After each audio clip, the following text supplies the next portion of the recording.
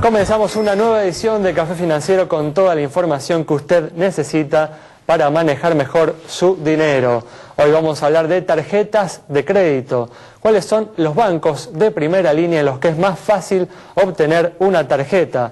Vamos también a repasar lo sucedido en los mercados de capitales y en el último bloque vamos a analizar los principales temas económicos de la semana, hoy con la presencia del economista Gabriel Rubinstein. Quédese con nosotros, tras el siguiente intervalo vamos a regresar con todos estos temas y vamos a responder como siempre a todas sus consultas. Y aquí estamos, ya está todo el equipo, ya está Santiago Chelala, también está Yamila Escala y hoy nos está acompañando Jorge Alberti para repasar lo sucedido esta semana en los mercados de capitales. ¿Qué tal? ¿Cómo andan? Muy bien, ¿cómo estás? Bueno, gracias por venir, gracias Jorge por estar una vez más aquí. Vamos acá a comenzar rápidamente con la información que tenemos para hoy. Y justamente tras la sequía que azotó la campaña agrícola 2011-2012, el gobierno anunció que lanzaría un seguro agropecuario obligatorio. A más de un año de este anuncio, Yamila nos cuenta de cuáles son las novedades en relación a este tema. Y sin respuestas oficiales al respecto, ¿por qué?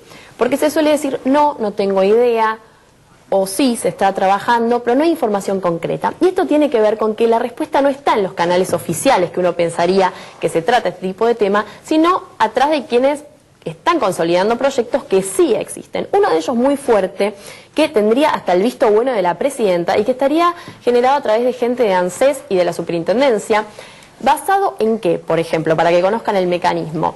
En lo que es un descuento mensual de un monto a lo que serían las ventas de los productores, esto de manera obligatoria, para la conformación de un fondo de emergencia destinado, obviamente, a compensar las pérdidas en caso de catástrofe, en caso de desastre climático, como es, bueno, que surgió la discusión el año pasado, a principio de año, y la presidenta, bueno, la situación que contabas, ¿no? Sugirió la toma de seguros que, bueno, tendrían que ser tratados de una manera a nivel Estado para que pudieran llevarse a cabo por los altos costos y por el nivel de riesgo.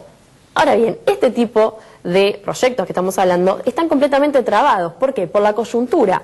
El año pasado, desde el año pasado en realidad, es que no se reúne la Comisión de Agricultura. Esta semana, que transcurrió sin ir más lejos, había planeada una primera reunión y tampoco se llevó a cabo. ¿Por qué? Muchachos, ahora, bueno, elecciones, hay otro tema. Claro, entonces, con esta perspectiva sería impensable que para este año tuviéramos novedades al respecto. Y en un contexto de las empresas también, respecto de la alta siniestralidad, la segunda campaña, que a pesar de que estamos hablando de una cosecha de 40.000 millones de dólares, ¿sí? Bueno, también tenemos resultados técnicos negativos importantes, una discusión de las reaseguradoras respecto de quiénes se quedan y quiénes se van, una rediscusión de contratos, todavía no hay precios en el mercado, recién ahora vamos a ver qué sucede con las pólizas, precios que seguramente aumenten. Pero bueno, en ese contexto es que el seguro agropecuario obligatorio que se discutió el año pasado, que nombramos varias veces, que hasta el ministro de Agricultura, Norberto Yaguar, se refirió al respecto, bueno, pareciera que está, pero no se ve, y este año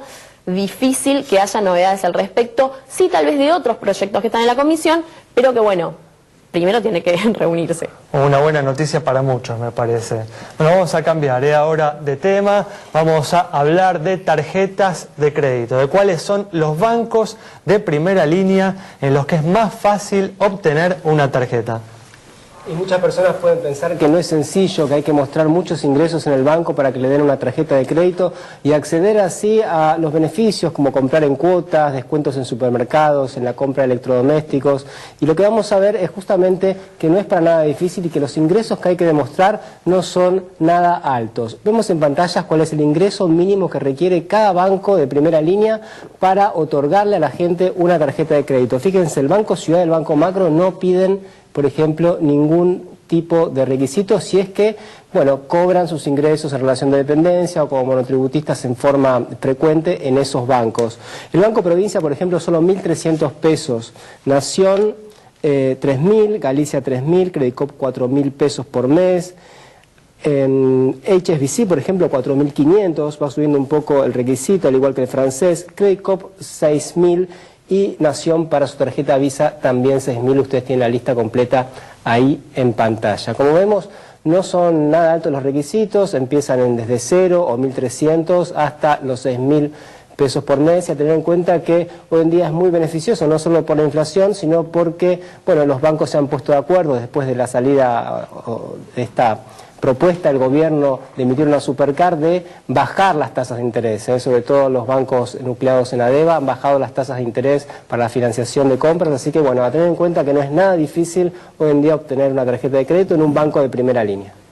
Sí, realmente es un tema muy importante porque hay que tener presente, ¿no?, que hay entidades en el mercado local que cobran tasas de interés del 60% o más si uno a fin de mes paga el mínimo de la tarjeta por ese financiamiento, ¿no? Así que justamente si uno obtiene una tarjeta o saca una tarjeta en un banco de primera línea, esa tasa de interés es mucho más baja y se puede generar un ahorro considerable al momento de financiarse con la tarjeta de crédito. Bueno, vamos a comenzar ahora a repasar lo sucedido en los mercados de capitales, y lo más importante esta semana vino de la órbita local, justamente una semana tras haber alcanzado la semana pasada el máximo del año, un máximo histórico, creo, Jorge. Bueno, esta semana los mercados vinieron cayendo desde el final de la semana pasada y a lo largo de esta. Jorge nos cuenta, ¿no? Sí, efectivamente lo que vimos en el mercado fue una reacción importante durante toda la semana anterior, fundamentalmente acompañando lo que era el ritmo del tipo de cambio paralelo o el blue, que viene de la mano de lo que nosotros llamamos el contado con liquidación, que es básicamente el valor que se le asignan a las acciones locales comparadas con estas mismas acciones cotizando en el mercado de Nueva York. Hay que tener en cuenta, ¿no?, que uno al comprar una acción o un bono local que cotiza en otros mercados, uno puede justamente hacerse de pesos fuera del país, ¿no? Exactamente, lo que está haciendo es una comparativa de ver cuántos pesos necesitas acá para obtener tantos dólares afuera, y eso te da cuál es la relación de tipo de cambio, que normalmente se llama dólar D o dólar de contado con liquidación. Eso nosotros, acompañando lo que fue el movimiento alcista la semana pasada, llegamos a ver una cotización de ese dólar en torno a los 9 pesos con 60, a pesar de que se comentaba que en el blue el dólar había llegado a valores de 10,50, que fue el máximo. El dólar por mercado nunca alcanzó ese nivel, 9,60 fue lo máximo, y luego sí vimos una corrección a la baja que lo ubicó en la zona de 8,90 a 9 pesos. Es muy curioso, ¿no?, el hecho de que hoy la demanda de acciones de las empresas está más sujeta al anhelo de tener dólares en el bolsillo que a la situación particular, ¿no?, de esa empresa que uno está comprando la acción o ese bono, ¿no? Justamente es llamativo porque en esta semana se conocieron algunos balances, de hecho algunos de ellos fueron muy buenos, el caso de YPF, el caso de Mirgor, por ejemplo, y sin embargo la reacción del mercado no viene atada al resultado que mostró la empresa, sino más que nada al movimiento del tipo de cambio. Eso distorsiona un poco la realidad de cada compañía. Muy bien, bueno, con esta información nos vamos a un corte. En instantes estamos nuevamente con ustedes. Muy bien, aquí estamos, es momento de comenzar a responder las consultas que nos han enviado. Recuerden que se pueden comunicar con nosotros a través de nuestras líneas telefónicas y también a través de nuestra página de Facebook, donde nos pueden hacer consultas sobre el estado de los bancos, las compañías de seguros, consultas relacionadas con los mercados de capitales, con las distintas alternativas de inversión y cualquier tema relacionado con el mercado de seguros. Vamos a comenzar a responder las preguntas sobre la situación del estado de los bancos. Y vamos a comenzar, por ejemplo, con la consulta de Román sobre el Banco Provincia. Para Román, entonces, es el agente financiero de la provincia de Buenos Aires, tiene un patrimonio de 3.423 millones de pesos, depósitos por 49.093 millones y muestra resultados positivos según información del Banco Central de 660 millones de pesos. Cara sonriente entonces para el Banco Provincia. Bueno, y también se comunicó con nosotros Gloria para conocer el estado del Banco Más Ventas. Probablemente Gloria viva en el norte del país porque Más Venta opera en las provincias de Salta y de Jujuy. Tiene un patrimonio de 29 millones de pesos, depósitos por 195 millones y resultados positivos de 1 millón de pesos. Buenos indicadores de solvencia y de liquidez, cara sonriente también para Más Ventas. Muy bien, le cambiamos de tema y el gobierno anunció la semana pasada y viene impulsando a través del Congreso un proyecto para blanquear dólares no declarados que se vuelquen hacia el sector energético o inmobiliario. A partir de esto, nuestra colaboradora Liliana Zacarías le consultó a la gente su opinión. Café Financiero le preguntó a los contribuyentes si están de acuerdo con esta medida o si creen que es injusta para aquellos que pagan adecuadamente sus impuestos. Me parece que todo blanqueo indica que los que pagaron impuestos hasta ahora es como que te toman de tonto. Para nada. ¿Por qué? En primer lugar porque es perdonar a los transgresores y castigar a los cumplidores. En segundo lugar porque no creo que nadie tenga confianza en que el gobierno devuelva dólares. Me parece que es una medida desesperada porque evidentemente no hay fondos, no hay reservas, no tienen dólares y no los van a conseguir tampoco, pero bueno. Injusto con todos aquellos que pagaron sus impuestos rigurosamente y ahora viene gente que nunca pagó nada, blanquea de la noche a la mañana, pero estamos hablando de bonos, que son promesas de pago. Está bien que este gobierno siempre pagó, pero igual, no puedes creer en nada. Ellos necesitan hacerse de dólares, entonces están tratando de que los dólares vuelvan a entrar, pero supongo que la gente que tiene dólares no lo va a hacer entrar. Es injusto. Eso es de mi definición. Bueno, una iniciativa que no enfrenta el problema de fondo que tiene la economía argentina, que es indudablemente la inflación. Esta iniciativa podrá poner un techo temporalmente al dólar informal, podrá aliviar ligeramente la situación del mercado inmobiliario, pero no va a revertir la situación de deterioro que viene mostrando la economía como consecuencia de la inflación. Sí, Alejandro, para las cuentas fiscales no todo es ganancia, ¿no? Habría que medir cuánto es el porcentaje de gente que deja de pagar justamente por ver que cada 2 o 3 años hay una moratoria, ¿no? Lo que se llama el riesgo moral. Hay un montón de personas que dicen, bueno, si cada 2 o 3 años el gobierno me hace un blanqueo, entonces no pago impuestos o pago menos impuestos y eso por supuesto tiene un costo, ¿no? Son dólares que en vez de ingresar se van también. Sí, un planteo, justamente un punto interesante. Bueno, vamos a continuar repasando lo sucedido esta semana en los mercados de capitales. Hablamos en el bloque anterior de lo sucedido en los mercados locales, ahora es el turno de los mercados internacionales. Jorge. Sí, nosotros tuvimos una semana bastante positiva en lo que tiene que ver con el mercado norteamericano. De hecho, algunos sectores en particular, puntualmente el sector vinculado a la parte financiera, mostró buenos resultados, acciones que en general se mantuvieron con mucha demanda y eso hizo que los precios crezcan rápidamente. El Dow Jones se mantiene todavía arriba de los 15.200 puntos, lo cual indica que seguimos en niveles de récord. Si bien no tiene la fuerza que traía en los primeros meses del año, todavía se sostiene en niveles bastante altos y contrasta un poco con lo que viene pasando en Europa, donde se profundiza más la recesión. Esta semana puntualmente conocimos el dato de Francia cayendo por primera vez en recesión con datos negativos y sigue el aumento del desempleo tanto en Grecia como España y todo esto presiona un poquitito a los capitales que tenemos este terrible contraste, ¿no? De ver Europa cayendo y Estados Unidos mostrándose en máximos. Se conoció, ¿no? Justamente, Jorge, que la recesión en Europa es la más larga de la historia, ya son 6 trimestres consecutivos de baja en la actividad económica, un dato más que importante, ¿no? Sí, no solamente por la extensión, sino porque afecta prácticamente a todo el conjunto, a punto tal que incluso una economía sólida como es la alemana, que terminaba siendo el motor de la zona, su crecimiento fue el 0,1%, prácticamente no crece. Un crecimiento casi nulo, tal cual. Bueno, vamos a responder ahora a una consulta relacionada con la situación del mercado de seguros. Para Fernando de Necochea, que nos consultó sobre la situación de la Perseverancia, esta compañía presenta un activo de 284 millones de pesos, pasivo 238 millones, 45 millones de pesos como patrimonio, 8 millones resultado, primas 208 millones, informa 1.656 juicios, con lo cual con indicadores que se condicen con los del promedio del mercado, es que le otorgamos la luz verde de nuestro semáforo. Importante, Fernando, conocer el balance de las compañías más allá de los precios a la hora de tener que elegir una compañía que está en línea con el promedio, como te decía.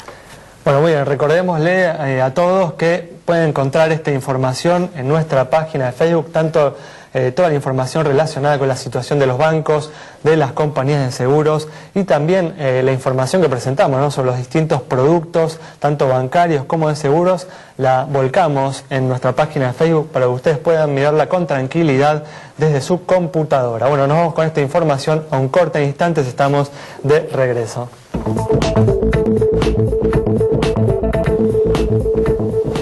Bueno, aquí Aquí estamos ya con la presencia de Gabriel Rubinstein para analizar los principales temas económicos de la semana. ¿Qué tal, Gabriel? ¿Cómo andás? Bien, ¿cómo están? Muy bien, gracias por venir una vez más. Y una semana en la que el dólar en el mercado informal experimentó una fuerte caída tras haber llegado a los 10 pesos con 45. La semana pasada cerró el viernes por debajo de los 9 pesos. ¿A qué atribuís esta caída tan significativa? ¿Crees que el blanqueo ha tenido un efecto en las expectativas del público en relación al valor del dólar en este mercado? No, creo que eso es poco e incluso parte de la suba anterior de 9 y pico a 10 hasta se podía haber atribuido en parte al blanqueo porque había gente con dinero en pesos que para poder blanquear hubiera tenido que ir al blue. Entonces se creó una expectativa que el blue incluso podría subir por el blanqueo. No, yo creo que, digamos, ha habido en principio un accionar del gobierno en lo que se llama el mercado de contado con liquidación, ventas del ANSES de bonos en pesos. Se ha dicho eso, ¿no? Una venta importante del ANSES en los mercados. Sí, aparentemente fue con el Banco Nación, no hubo un gran movimiento en el mercado, pero fijaron un precio más bajo de los bonos en pesos y eso por arbitraje se refleja también en el blue, porque si no hay gente que puede vender en el blue para comprar los bonos más baratos y finalmente se juntan, ¿no? Tal cual, sí. Entonces, indirectamente como si hubiera habido una venta en el blue del gobierno. Y también podemos pensar que, digamos, hasta hay pequeños o no tan pequeños overshootings en las cotizaciones por muchos temores y de pronto por ahí hay reacomodamientos. En general, el mercado está atento a si el gobierno interviene o no interviene. Nosotros creo que lo dijimos acá varias veces, que es cuando se hizo el corralito de pesos, o que se llama cepo cambiario, pero que la gente no puede ir de pesos a dólares, claro. Es un corralito, que lo lógico hubiera sido que el gobierno busque una manera de intervenir en el mercado que estaba prohibido, claro. Digamos, para que la brecha no supere el 25 o 30%, porque es una brecha que más allá de eso se torna muy disruptiva y desaprensivamente, diría, el gobierno fue dejando que la cosa subiera, diciendo que el mercado no importa, que es chiquito, todas esas cosas que han venido diciendo que son en general muy tontas y han hecho un daño tremendo en la economía por dejar que las brechas suban muchísimo. Vimos lo que pasó con la construcción y otros sectores que han caído en picada. Entonces, fue como toda una gran mala praxis haber dejado que las brechas subieran al 90%. Según nuestros análisis de exceso de pesos monetarios, yo diría que una brecha en estos momentos del 60% podría el gobierno aspirar a tener y sería lógico que intervenga en el mercado de una u otra manera para que la brecha baje un poco. ¿Crees que la creación de estos SEDINs apunta justamente a ese objetivo, a generar un mercado formal en el que se negocie de alguna manera el dólar? Yo no creo que tenga eso mucho efecto. Los que quieren dólares, yo en general, cuando me piden, ¿te parece comprar dólares? Mira, yo prefiero comprar bonos, a mí no me gusta el dólar a 9, a 10 en estas circunstancias.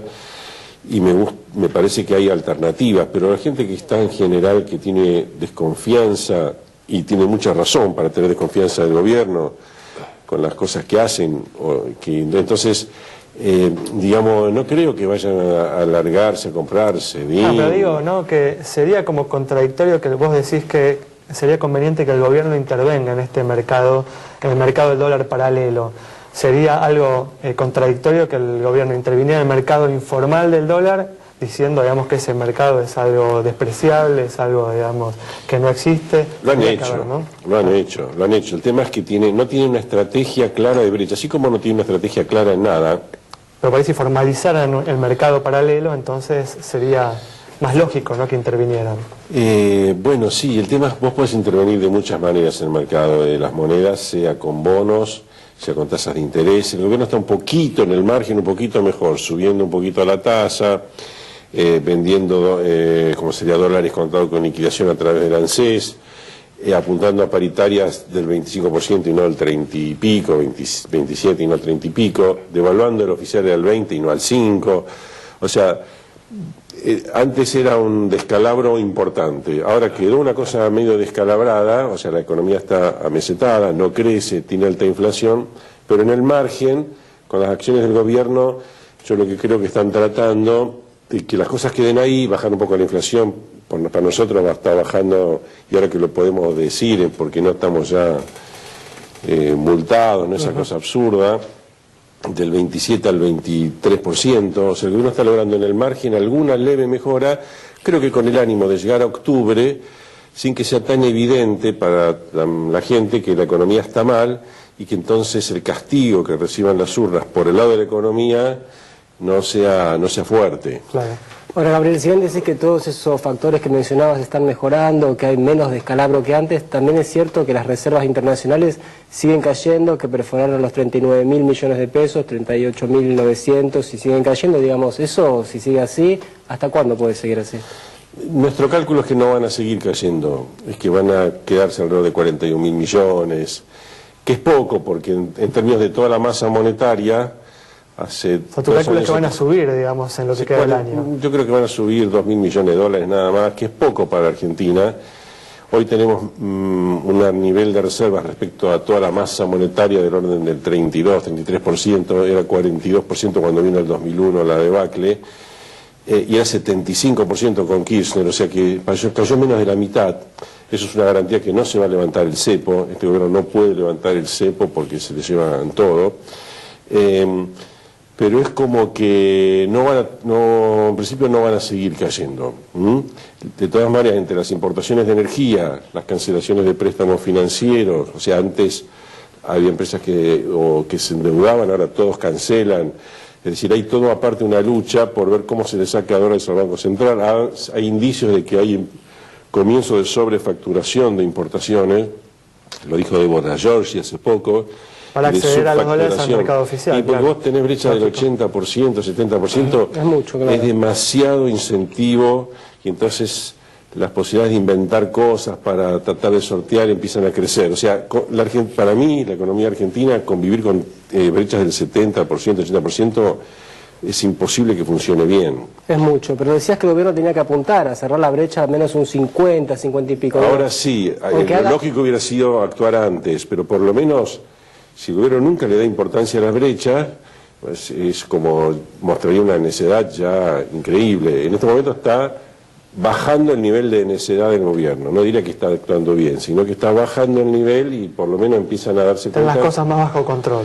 Empiezan a darse cuenta que cosas que para ellos no eran importantes, son importantes. ¿Y esperás después de las elecciones de octubre algún golpe de timón para algún lado? A priori no. Yo diría, si el gobierno piensa que por la culpa de la economía pierde muchos votos, ahí puede ser que traten de hacer algo, que hay que cuidarse de lo que hacen, porque en general no van evidenciando mucha capacidad, y en general cuando hay un cambio de plan tiene que ser muy creíble, ¿no? Vos justamente, Gabriel, recién dijiste, ¿no? La inflación, de acuerdo a lo que publica el Congreso, de acuerdo a lo que publican las consultoras, ¿no? Lo que estiman las consultoras privadas, cayó del 26,3 anual, ¿no? En enero, al 23,6 ahora el último mes de abril, ¿no? Sí. ¿Cuál es tu evaluación? ¿Crees que el gobierno está logrando bajar la inflación y crees que esto se puede mantener en el tiempo? Bueno, lo que pasa es que se está logrando con algunos precios congelados, es decir, decir que hay una cantidad de precios congelados y la inflación es el 23%, no es ningún éxito. Es un éxito si vos decís, bueno, yo quería bajar como sea del 27 al 23, bueno, lo logré, pero estás creando distorsiones a futuros porque ya las ecuaciones de costos en las empresas son cualquier cosa. Depende, alguna puede subir, otra no puede subir nada y no depende nada. Bueno, eso no es algo sostenible. Entonces son parches. Se pueden mantener en la medida en que, digamos, la posibilidad de hacer ensayo y error, si la población lo acepta porque vota al gobierno, el gobierno va a encontrar la manera de seguir y seguir y seguir. Bueno, Gabriel, muchas gracias por haber estado, estamos sin tiempo.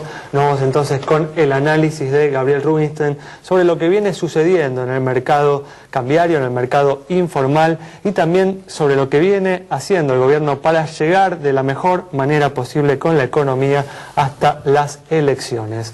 Nos vamos con esta información. Nos reencontramos el próximo martes a las 17 horas aquí en Metro.